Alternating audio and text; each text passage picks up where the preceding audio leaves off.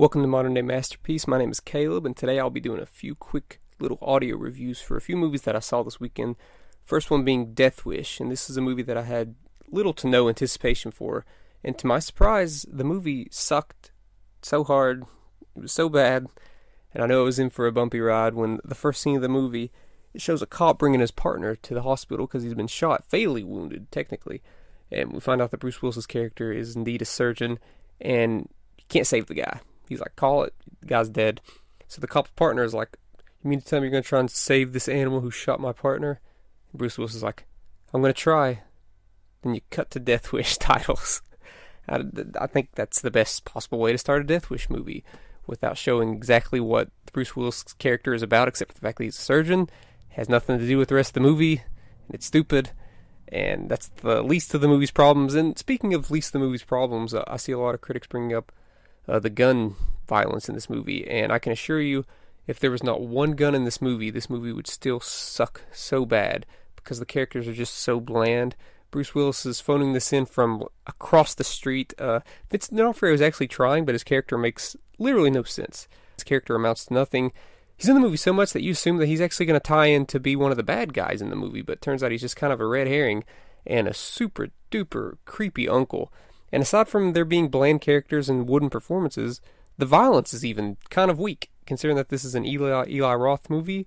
There's literally one scene of good tension and violence, and surprisingly there's not one gun used in that scene, so you can take that whichever way you want. But ultimately, this movie is just bad, and it ends on a really bad note and a really weird note.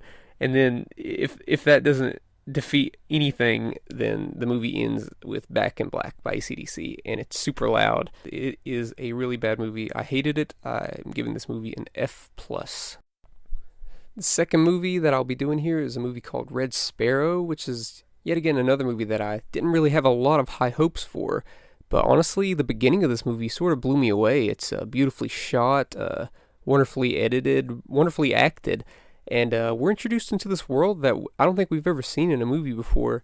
And as Jennifer Lawrence's character likes to call it, she has to go to horror school. She's sort of forced into it. There's really no other way around it.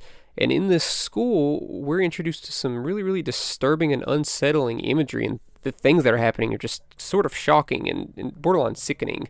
If you're a mainstream moviegoer, I could see you walking out during some of this stuff.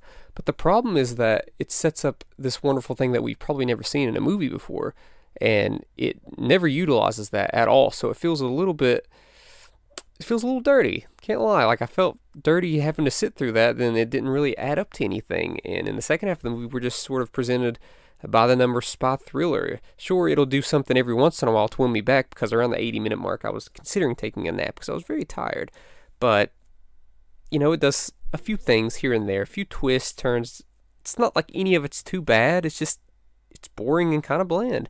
But the one constant thing that I enjoyed throughout this entire movie was indeed Jennifer Lawrence. Her performance is really, really good. Her accent is spotty at times, but it's usually pretty good. And this is yet again another daring and bold performance from her after Mother, proving that she's not in this for the money, per se. She's in it for the art. And I really, really respect that, but I just wish she would have been a part of a better movie. The movie ends fine. It's just, the movie is really the definition of fine and okay. It's not anything special, but yet again, what it sets up is so good, and you can't help but feel let down that it doesn't utilize all that good stuff at the beginning of the movie. I give Red Sparrow a C+. And the last movie I'll be reviewing is a movie called Annihilation. This is a movie that I was starting to lose hope that I'd be able to see in the theaters, because the first week that it was released, it was not playing in any theater within a 2-hour radius of my home. But this past week, it expanded to about 200 theaters, and one of the theaters that got it was one of the theaters that's about 45 to 50 minutes away from my house. So me and my friends immediately jumped in the car, went to go watch this movie, and let me tell you, this is arguably my favorite movie of the past year. I've not stopped thinking about it since I watched it this past Friday. It is really just a beautiful movie, and it utilizes its $40 million budget or whatever it was to its full potential.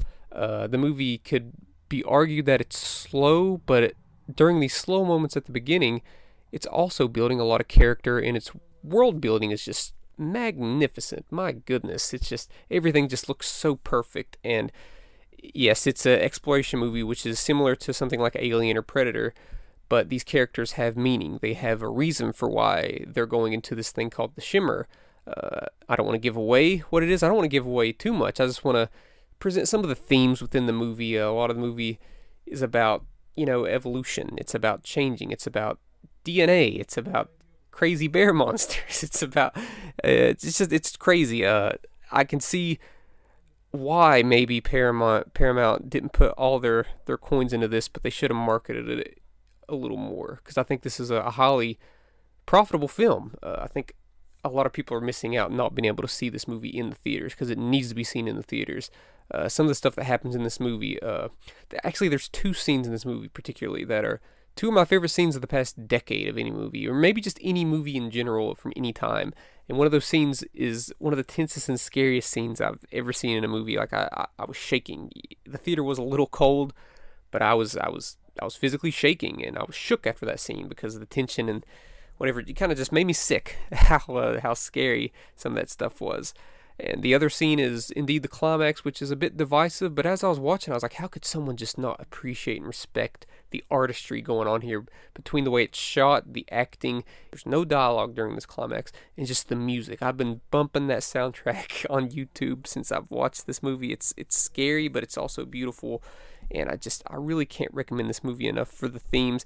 And if you watch this movie and you don't fully understand everything, there's several videos on YouTube that explain, and honestly, all of them make sense. All of them say something a little different, but it's one of those movies that you can interpret it your own way, and it doesn't feel like a cop-out. It all feels real and legitimate, and this is just real sci-fi mixed with some horror elements and some human elements, surprisingly human. Oscar Isaac's character actually plays a pretty big part in this, and Natalie Portman is just amazing. I can't recommend this movie enough. I love this movie. This is my favorite movie of the year so far, definitely, and maybe my favorite movie of the past year or 2 years. I give Annihilation an A+. Thank you for tuning in on Modern Day Masterpiece. I know we usually do video reviews, but I just wanted to do these quick little audio reviews because I just wanted to. But if you watch these movies and if you agreed with me, please leave a comment in the comment section, or if you disagree with me, leave a comment in the comment section. And thank you for tuning in.